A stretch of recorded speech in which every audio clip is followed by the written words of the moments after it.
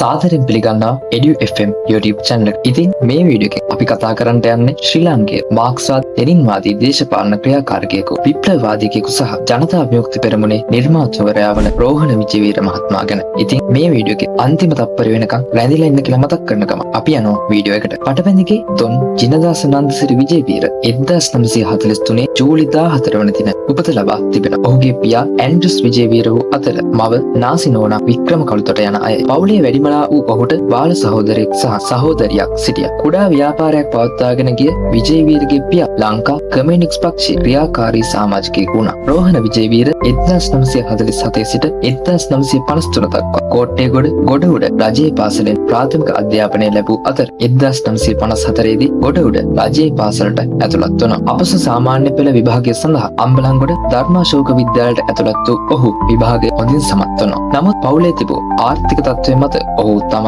අධ්‍යාපන කටයුතු නතර කරනවා. කමියුනිස්ට් පක්ෂයේ ක්‍රියාකාරකයෙකු වීමෙන් පසු විජේවීර ලුලුම්බා විශ්වවිද්‍යාලයට වෛද්‍ය විද්‍යාව හැදෑරීමට ශිෂ්‍යත්වයක් ලබා ගන්නවා. ඔහු 3 වන වසර දක්වා ඔහුගේ අධ්‍යයන කටයුතු හොඳින් කරනවා. 1963 අසනීප තත්ත්වයක් නිසා විජේවීර නැවත ලංකාවට පැමිණෙනවා. මේ වන විට ලංකා කමියුනිස්ට් පක්ෂය චීන හිතවාදී සහ සෝවියට් හිතවාදී කියා කණ්ඩායම් දෙකකට බෙදී තිබුණා. චීන හිතවාදී කණ්ඩායමට සහාය දුන් විජේවීරහට නැවත සෝවියට් සංගමයට යෑමට වීසා බලපත්‍රයක්ද ලැබෙන්නේ නැහැ. කෙසේ වෙතත් එහි විප්ලවීය අරමුණක් නොමැති නිසා විජේවීර සමාන අදහස් ඇති තරුණයින් සමග නව දේශපාලන ව්‍යාපාරයක් ආරම්භ කරනවා. මෙය ජනතා විමුක්ති පෙරමුණ නමින් නම් කරනවා. මාක්ස්වාදී ලෙනින්වාදී මූලධර්මයන්ට අනුව තරුණයින් දැනුවත් කිරීමේ අරමුණින් ඔහු දේශපාලන දේශන මාලාවක් පවත්වනවා. මෙම දේශන ජනතා විමුක්ති පෙරමුණේ පස් පන්ති ලෙස ජනප්‍රිය වුණා. ජනතා විමුක්ති පෙරමුණේ සමාජ ආර්ථික ප්‍රතිපත්ති රට තුළ ක්‍රියාත්මක කිරීමේ අරමුණින් රාජ්‍ය බලය අල්ලා ගැනීම විජේවීරගේ දේශපාලන න්‍යාය පත්‍රයේ තිබූ ප්‍රධාන අංගයක් වනවා.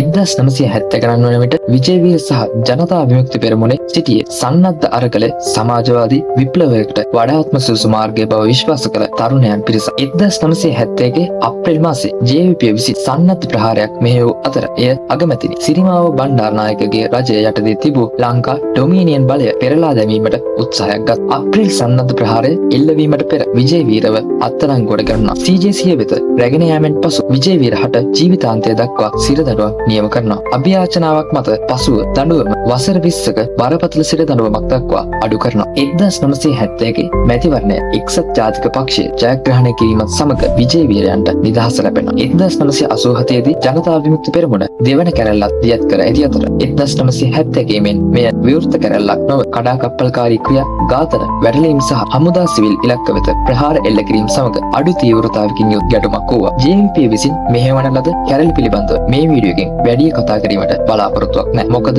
මේ වීඩියෝව රෝහණ විජේවීරන් පිළිබඳ වීඩියෝවක් නිසා. නමුත් මෙම කැරැලි පිළිබඳව වෙනම වීඩියෝ එකක් රැගෙන ඒමට බලාපොරොත්තු වෙනවා. 1989 ඔක්තෝබර් මාසයේදී ප්‍රමුඛ ජනතා විමුක්ති පෙරමුණේ සමාජිකින් දෙදෙනෙකු අත්අඩංගුවටගෙන ප්‍රශ්න කිරීමෙන් පසු විජේවීර අත්අඩංගුවට ගැනුණා. ඔහු අත්නායක නමින් වැවිලිකරුවෙකු ලෙස වෙස්වලාගෙන උලපනේ තේවත්තක ජීවත් වෙමින් සිටියා. 1989 නොවැම්බර් 13 වන දින විජේවීර වෙඩි තබා ඝාතනය කරත. එහි සිදු වූ සැබෑ සිද්ධිය අදටත් අනුමාන කළ නොහැකි මාතෘකාවක්. විජේවීරයන්ගේ ජීවිතය පිළිබඳව චරිතාප්‍රදාන චිත්‍රපටයක් වන අනුරුද්ධ ජයසිංහ මහතා විසින් අධ්‍යක්ෂණය කළ ගින්නෙන් උපන් සීතල චිත්‍රපටය 2019 දී නිර්මාණය කෙරුණා. ඉතින් ඔය කට්ටිය මොකද හිතන්නේ වීඩියෝ එක පහලින් කමෙන්ට් එකක් දාගෙන ඒ වගේම වීඩියෝ එක channel එක subscribe කරලා වීඩියෝ එක like එකක් දාන්න. එහෙනම් තවත් අලුත් වීඩියෝ එකකින් හම්බෙමු.